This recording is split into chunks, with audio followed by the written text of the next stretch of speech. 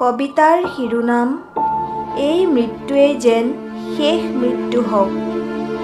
কবি ভৃগু কুমাৰ বৰা। কেতিয়া জাগিবা তোমালোক?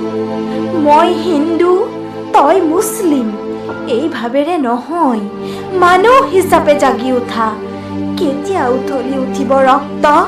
নিৰ্লজ্জভাৱে আৰু কিমান সহিবা?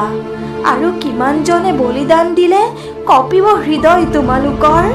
কিমান মাতৃৰ বুকু সুদা হ'লে, কিমানৰ সেন্দুৰ মচা গ'লে হৃদয় জোকাৰিব তোমালোকৰ? আমিবোৰ লাহে লাহে পিঞ্জৰাবদ্ধ চৰাইজনীৰ দৰে হ'লো নেকি? কচাইৰ হাতত আবদ্ধ চৰাইজনীৰ গগনচুম্বী চিঞৰ, আৰু বাকীবোৰৰ যেন ভ্ৰূক্ষেপেই নাই, মাথো নিজৰ মাজতে ব্যস্ত।